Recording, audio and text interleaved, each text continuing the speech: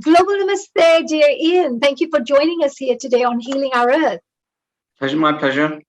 Did you have a good day today? Have you been having a nice, fun day? Yeah, yes, had a good walk this morning, yes. You do a lot of walking. Got some more trees planted under Treacly, yes. Oh, wow, I'm so proud of that. That's good. I think I better start doing that. If I'm going to be part of this Rotary, Treacly organization. Absolutely. Yes, absolutely. Well, before then, let me just see if I can just do a really nice little introduction, because I know that you've done such amazing work and you've got some interesting hobbies, which are very unusual, very rare, because I've never heard of anybody who has that kind of hobbies. So it'd be wonderful to find out a little bit of an insight about what makes you you. So let me start off with telling everybody a little bit about dear Ian Balcombe. Ian was born and raised in the Manchester area and moved to London in 1982. He actually is involved and works he's been working as a public insurance loss assessor for almost 30 years. And he also acts on behalf of insured or third parties in pursuing claims on their behalf.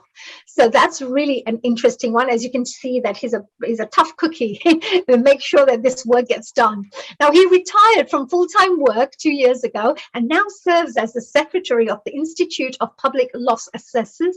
He also is a life member of the NCC. And Ian has been a keen stamp collector, and I have to say this again, philatelist, and I hope I've said that right, and has also been elected as a member of the Royal Philatelic Society London. He will tell you a little bit about what that actually means. Now, he was elected as a local councillor in the London Borough of Barnet from 1986 to 1990, and he has served as the chairman of the governing bodies of 3 schools in Barnet until 1992. He definitely is a wonderful counsellor, I think, because he gives you fantastic advice when you go and talk to him, and he can get things done. So in 1992, he was a chairman of a Chipping Barnet Conservative Association, and he's also a freeman of the City of London and a liveryman of the Worshipful Company of Pattern Makers. Again, I think he may give us a little insight into what that is. So let me tell you a little bit about his Rotary background.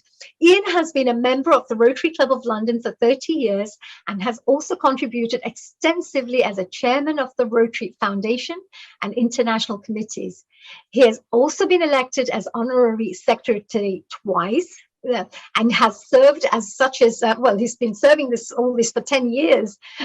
At present, he's the vice president and president-elect of Rotary Club of London, which means that he will be the next president, and regularly takes part in many fundraising and community activities. He was there as well at our Winston Churchill trip yesterday, so that was great fun. Now, today we will get to hear about the wonderful work he's carrying out as a vice president within Rotary, as well as get an insight into the impactful work being carried out by the Rotary Foundation, especially in relation to various areas like the scholars and the kind of grants and funding that's available. So Ian, I would just like to say thank you so much. What a wonderful background you have. What is that? What is this? I had to say this again, the name, I have to read this actually. What is a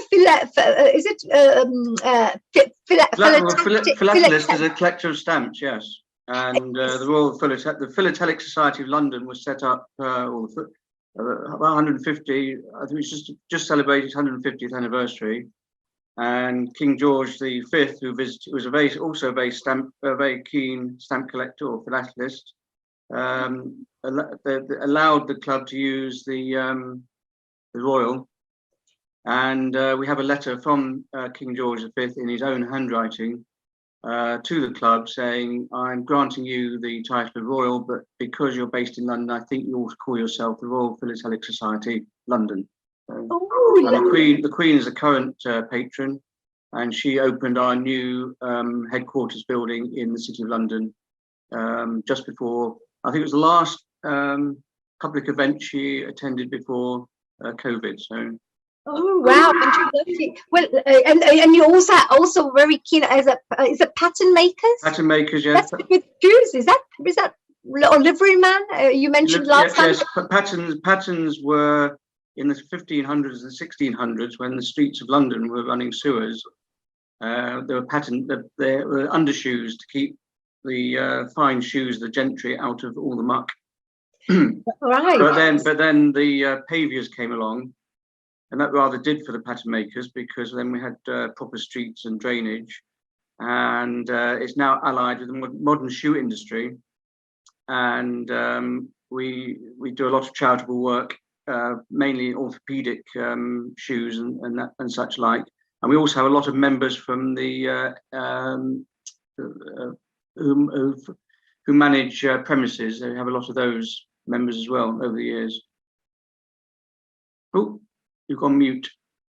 Isn't that wonderful? Because when you actually help people with the orthopedic shoes, there are so many people who are having health issues, back problems, leg pain, etc. So this is a really wonderful work you're doing. We fund bespoke orthopedic shoes, and it makes a huge difference to the person using them. And the Duke of Gloucester, who's our patron, that's how he got us involved in the rehabilitation of servicemen as well.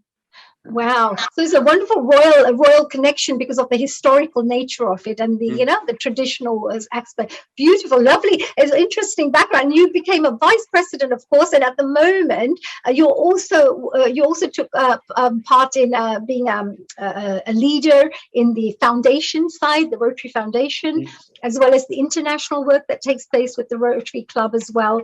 So can you tell us a little bit, maybe to start off with, I know your specialist area is the funding side because you've worked on that area for so long, but could you tell us the kind of range of grants and funding that are available within the organization, Rotary?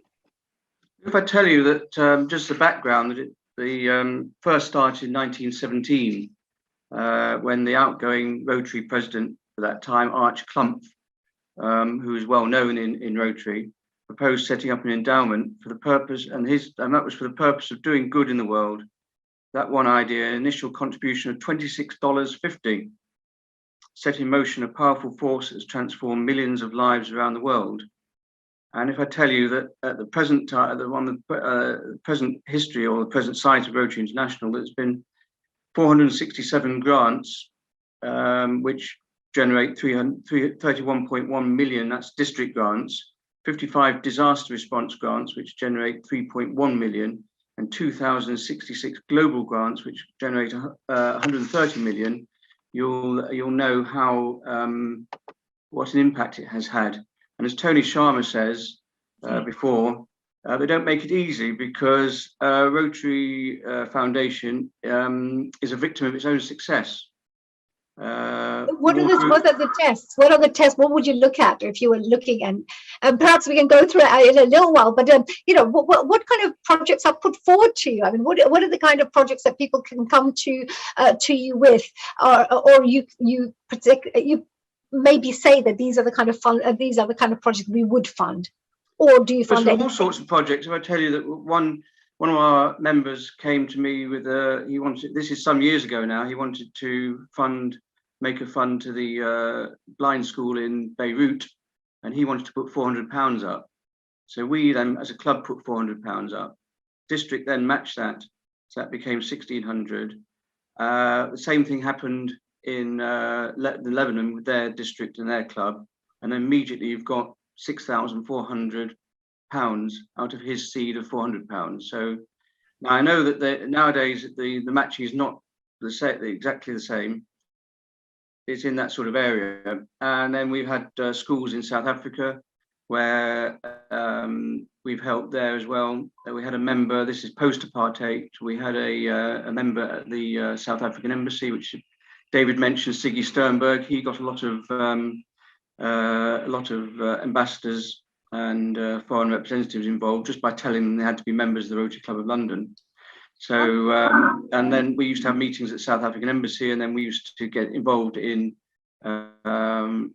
helping projects with them. And at that time, we were donating pounds, they were donating rands, and of course the Rotary International were donating dollars. So I had a phone call from Evanston one day saying the money doesn't quite add up. You're a little bit short. Can you contribute some more because you haven't used the right conversion? And I said, well, sorry, but the rand's going up and down like a yo-yo. The dollar's and the pound are fluctuating. Whatever you've got, work with. And the project went through. I didn't hear from them again, and the project went through. But they do make sure it's. First of all, if I can just tell you that the chairman of the foundation has to go to a foundation seminar, which is run by district. If you don't go to that, you don't get what's called a memorandum of understanding. And if you don't sign the memorandum of understanding, which is the agreement between yourself and Rotary International, you don't get any grants. So it is properly overseen. It's very well structured. So because at the end of the day, it's the funds as well. And of course, if the funds do go through, it'll transform so many people's lives as well. And then when it's finalised, you then have to do a final report to say what's happened, how it's happened, and what the benefits have been. So it is very well monitored, and I think Rotary Foundation has a very good reputation of having very little overhead costs, as it were.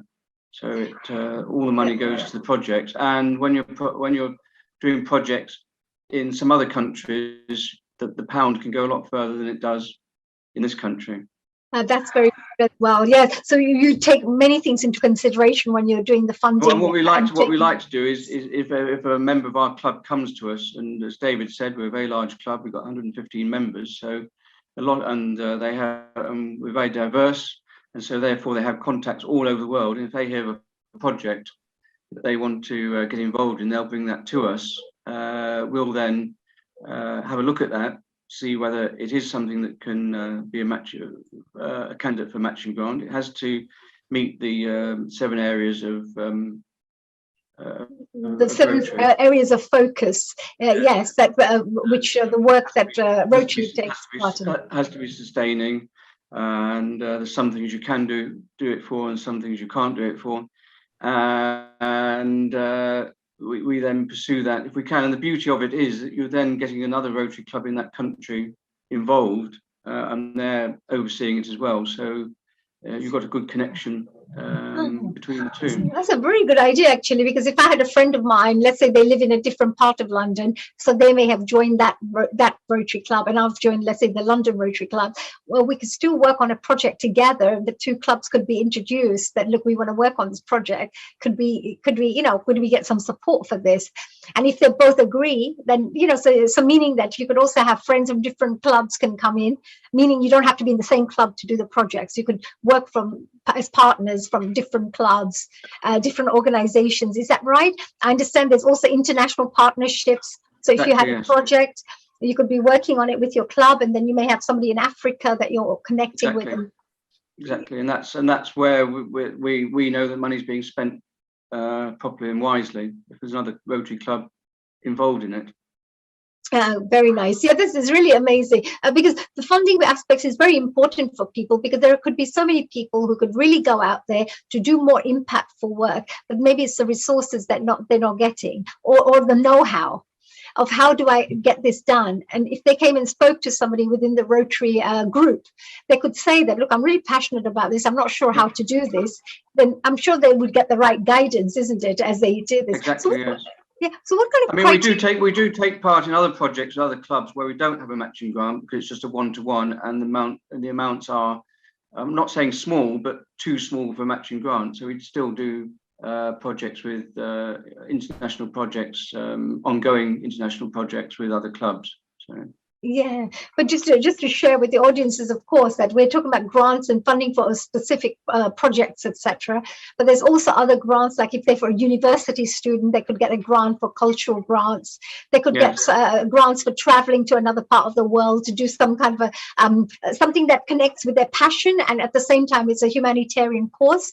So if you combine the two together, then you can also apply for some kind of funding there. So there are ways that when you come and join Rotary, there are many opportunities and at least avenues that you can pursue if you've got the right projects on hand, which will have a given in depth. Rajiv's on the screen. I think he's going to speak a bit more about the